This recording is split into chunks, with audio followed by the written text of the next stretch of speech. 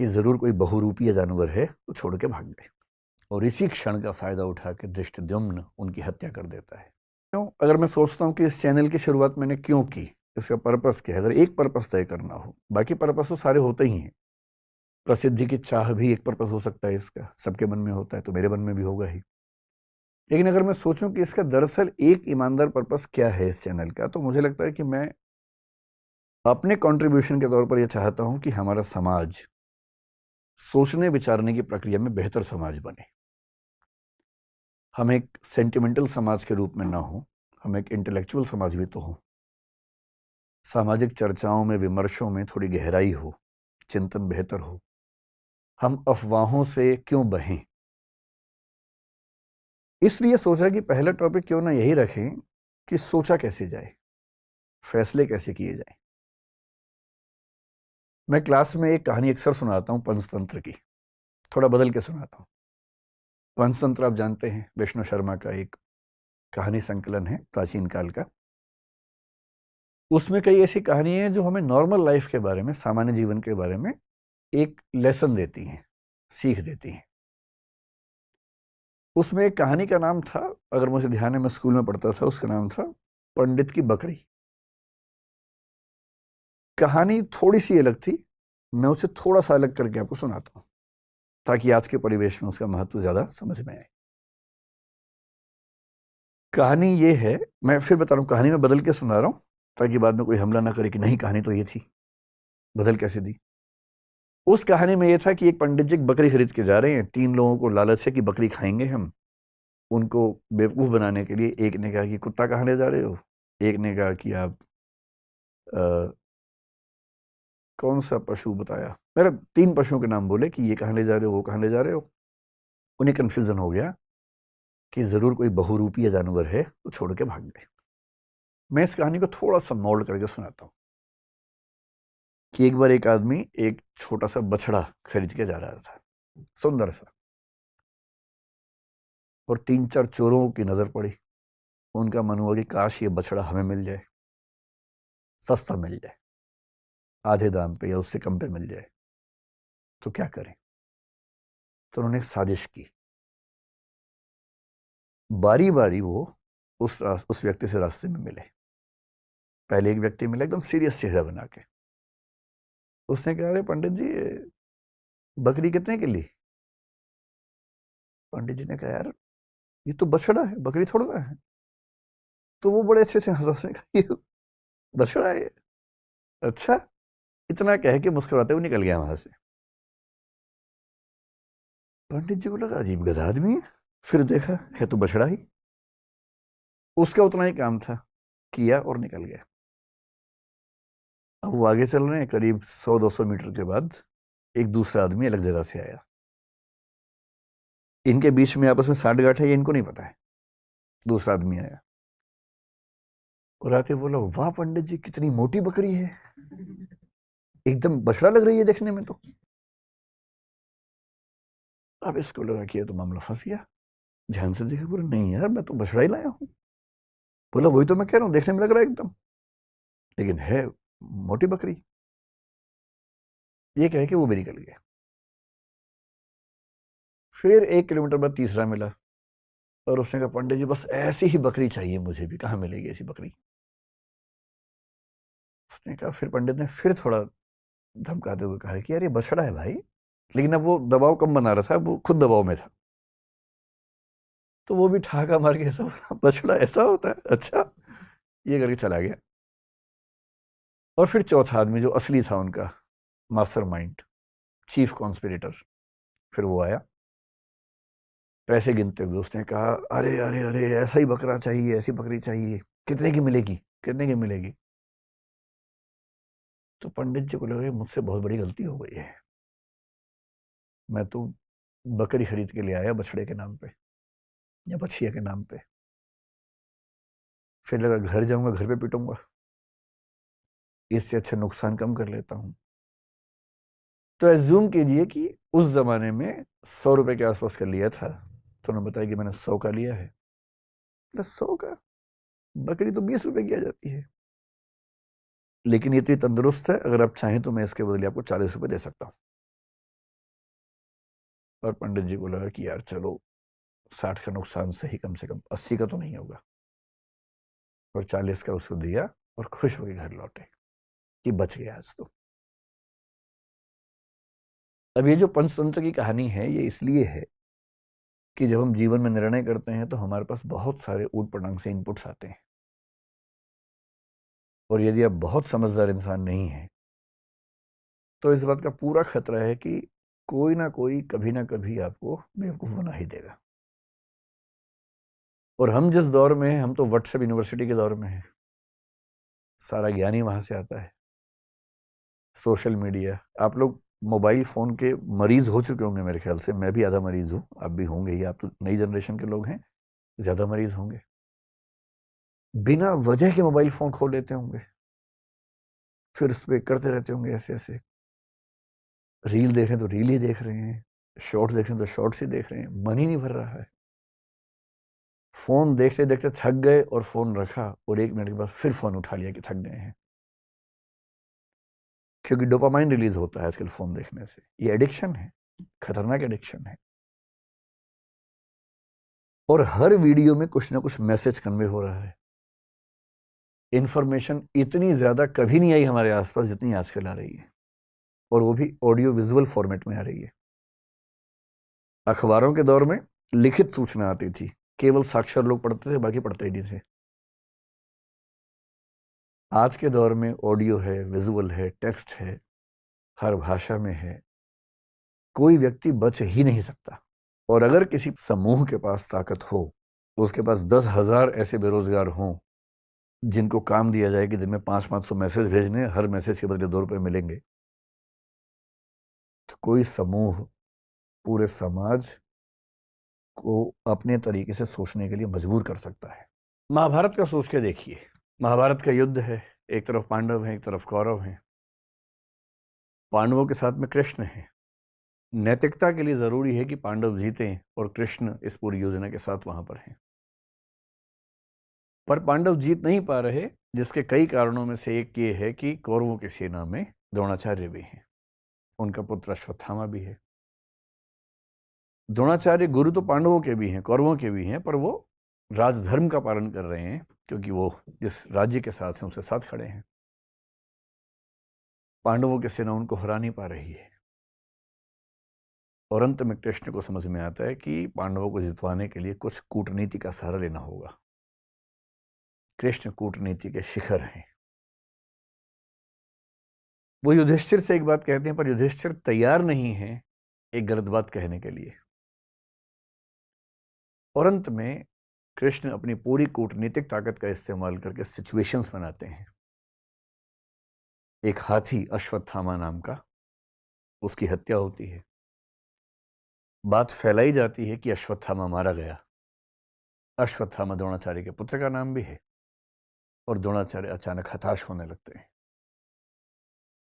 उन्हें फिर भी लगता है कि एक बार मैं खबर को ऑथेंटिकेट कर लूं, प्रामाणिक है या नहीं चेक तो कर लूं। तो वो अपने समय के सबसे प्रामाणिक व्यक्ति युधिष्ठिर से पूछते हैं। युधिष्ठिर धर्मराज हैं, झूठ नहीं बोलते हैं। पूरी पांडवों की सेना ने, टीम ने जब उनसे कहा, वो तब भी तैयार नहीं हुआ कि मैं झूठ नहीं बोलूंगा। लेकिन अब झूठ नहीं है, अश्वत्थामा की हत्या हुई है, हाथी की हुई है, तो क्या हुआ, हुई तो है ही। और तब भी वो चाह रहे हैं कि मैं पूरी बात बोलूं।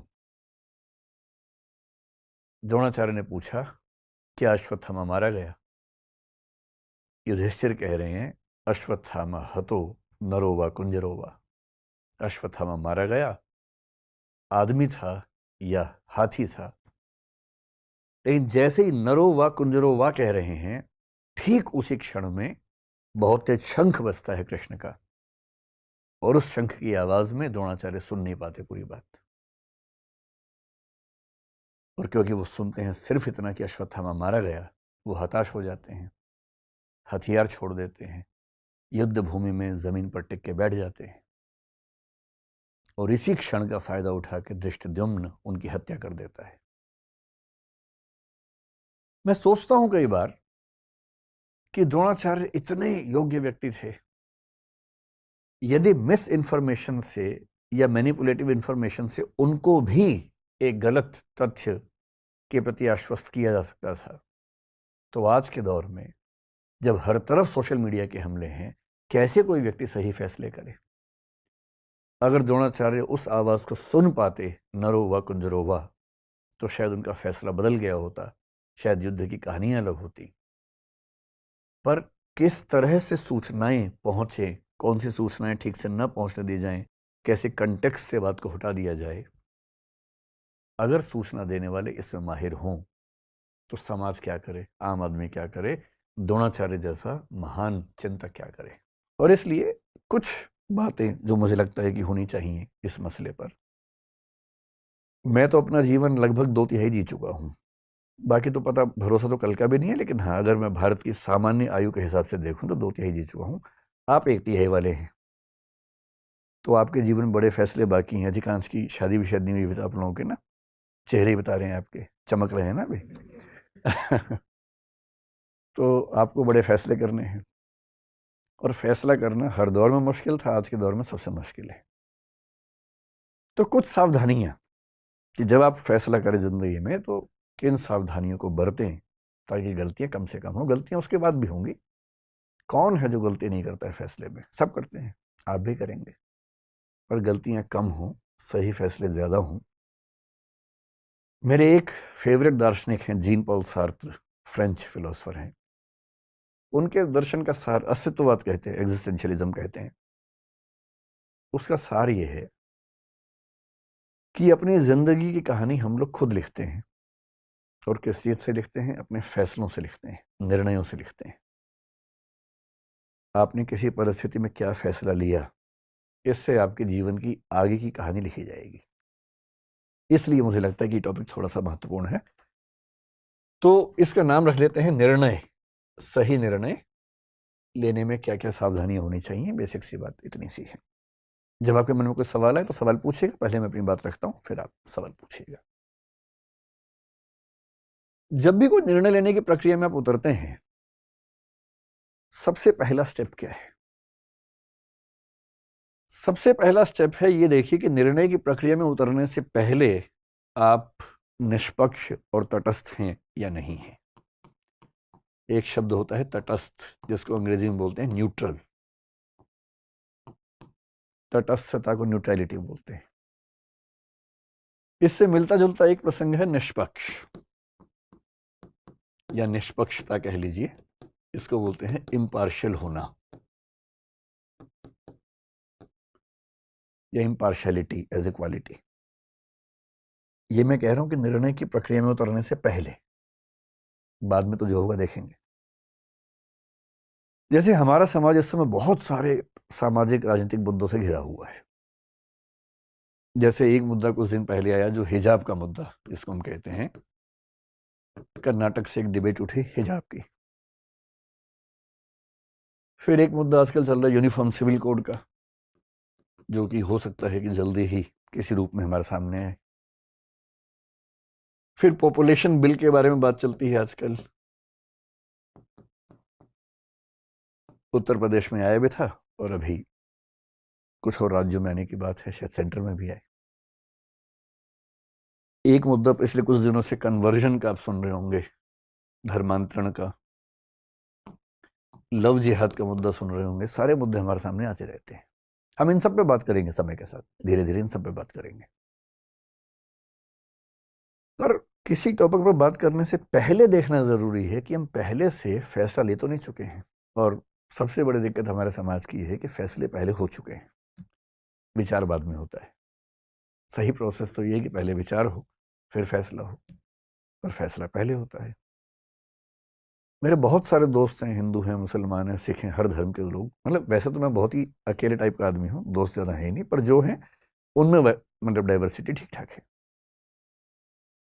मैंने क्लासेस में भी देखा, और मैंने पाया कि हिजाब की बात आते ही कोई मुस्लिम बच्चा जनरली इस भाव से देखता है कि नहीं, ये गलत हो रहा है हमारे साथ,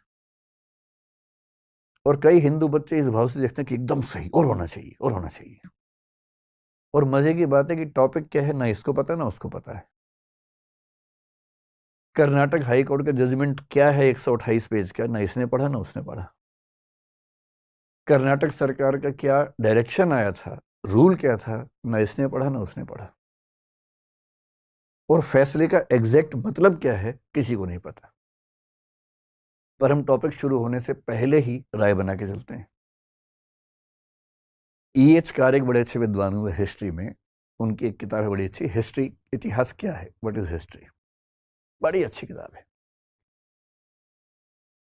उन्होंने साबित किया कि हिस्ट्री के बारे में आप कुछ भी कह लीजिए, कितने फैक्ट्स हैं, इतने प्रमाण हैं, सब बेकार की बातें हैं। अंततः इतिहासकार के दिमाग में जो बैठा हुआ है वो साबित वही करता है। इसलिए मार्क्सिस्ट हिस्टोरियन लिखेंगे तो आप पाएंगे सबके निर्णय लगभग एक जैसे आते हैं, और जो नेशनलिस्ट हिस्टोरियंस हैं उनके फैसले एक जैसे आते हैं हमेशा। किसी हिस्टोरिकल फिगर को लेकर सोच लीजिए, अकबर की बात कर लीजिए, औरंगजेब की बात कर लीजिए, एक धारा के फैसले हमेशा एक से आएंगे, दूसरी धारा के फैसले हमेशा एक से आएंगे। ऐसी माइंडसेट से अगर हम चलेंगे, और हमारी यूनिवर्सिटीज में भी तो यही होता है। बहुत रोचक बात है, यूनिवर्सिटीज में टीचर्स बटे हुए हैं कि ये मार्क्सवादी है, ये भाजपाई है। और मैं सोचता हूं कि जो आदमी देश को पढ़ाने की जिम्मेदारी संभालता है यूनिवर्सिटी में, वो एक विचारधारा से बंध कर चीजों को देखने का आदी कैसे हो सकता है? उसके अंदर इतना वैचारिक साहस क्यों नहीं है कि किसी मुद्दे पर मेरी विचारधारा से बेहतर राय किसी और विचारधारा की भी हो सकती है? ये साहस क्यों नहीं है? और इसलिए जो बात यूनिवर्सिटीज तक में मिस होती है तो समाज में तो कहां से आएगी? विश्वविद्यालय का तो काम है समाज को सही दिशा देना, वही नहीं है तो समाज में कहां से आएगी? पहले कोशिश कीजिए न्यूट्रल होने की, तटस्थ होने की, कि मुद्दे को समझने से पहले ना मैं इस तरफ हूं ना मैं उस तरफ हूं। हिजाब की बात है, मुझे नहीं पता, मैं पहले स्टडी करूंगा पूरा, स्टडी करने के बाद मामला ठीक लगेगा तो मैं कहूंगा हाँ ये ठीक है, गलत होगा तो बोलूंगा गलत है। पहले क्यों फैसला करूं? ये तो बहुत बेसिक सी बात है। न्यूट्रलिटी ही जब रियल सिचुएशंस में आती है उसको बोलते हैं निष्पक्षता, impartiality in the specific situations. और ध्यान रखना है, निष्पक्ष नहीं रह पाने के भी दो तरीके होते हैं। निष्पक्ष का मतलब है कि भाई मैं एक्स और वाई के झगड़े में ना एक्स की तरफ हूं ना वाई की तरफ हूं। जैसे मान लीजिए दो बच्चों में झगड़ा हो जाए और उनमें से दोनों की मम्मियां नीचे आ जाएं। जनरल परसेप्शन ये है कि मम्मी बच्चों के झगड़े में अपने बच्चे का पक्ष लेगी। ये ऐसा नहीं कि सोशल कंस्ट्रक्ट की बात हो रही है, बायोलॉजिकल लेवल बात चल रही है, क्योंकि मदर्स का लव आमतौर पे अनकंडीशनल माना जाता है।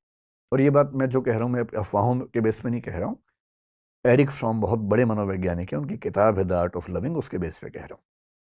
मदर्स का लव आमतौर पर अनकंडीशनल होता है कि मेरा बच्चा परेशान है तो फिर मैं अपने बच्चे के साथ हूं, मुझे विचारधाराओं से, राष्ट्र, समाज, राजनीति, इन सबसे मतलब नहीं, मुझे बच्चे से मतलब है। इसलिए यदि कोई मदर बहुत ऑब्जेक्टिव है अपने बच्चे के मामले में तो बहुत बड़ी बात है। जनरली इस बात की संभावना ज्यादा है कि वो थोड़ा सा उसके पक्ष में खड़ी होगी। पिता लोग जिस प्रोसेस से आगे बढ़ते हैं उसमें इस बात का खतरा ज्यादा होता है या संभावना ज्यादा होती है कि वो ऐसे मामलों में बहुत ज्यादा अपने बच्चे के पक्ष में झुके हुए ना दिखें। कभी कभी नहीं भी होंगे, लेकिन उसमें भी खतरा है। कभी कभी हम खुद को इम्पार्शियल दिखाने के लिए दूसरे पक्ष के पक्ष में झुक जाते हैं। आपने कई पिताओं को देखा होगा कि दो बच्चों में झगड़ा हुआ, उनमें से एक उनका है, जाते ही अपने वाले को मारना शुरू करते हैं सीधा कि तू नहीं बदमाशी की होगी, आदत दिखाने के लिए देखो मैं कितना निष्पक्ष हूं। ये निष्पक्षता नहीं है। निष्पक्ष होने का मतलब ये नहीं है कि अपने पक्ष के विरुद्ध खड़े ही हो जाना है हमेशा, और निष्पक्ष होने का मतलब ये भी नहीं है कि दूसरे पक्ष के विरोध में खड़े हो जाना है। जाके सुनना है, दोनों बच्चों की बात सुननी है कि हाँ बेटे तुम बताओ क्या पर्सपेक्टिव है, तुम बताओ क्या पर्सपेक्टिव है, उसके बाद जो सही फैसला हो करना है। क्यों मैं दूसरे बच्चे के सामने साबित करने के लिए कि मैं निष्पक्ष हूं अपने बच्चे को पीटना शुरू कर दूंगा? इसलिए जब भी किसी मुद्दे पर बहस करनी हो ना, आपके सामने फैसले आएंगे कि शादी इससे करूं कि इससे करूं। पहले से नहीं बना लेना दिमाग में, पहले सब बातों को जान लेना है। निष्पक्ष रहिए, तटस्थ रहिए, सब पक्षों को जानिए, फिर फैसला कर लीजिए। उससे ही पूछिए कि उसकी चॉइस भी है कि नहीं है। ऐसा थोड़ा सिर्फ आपकी चॉइस का मामला है, उसकी भी तो होनी चाहिए।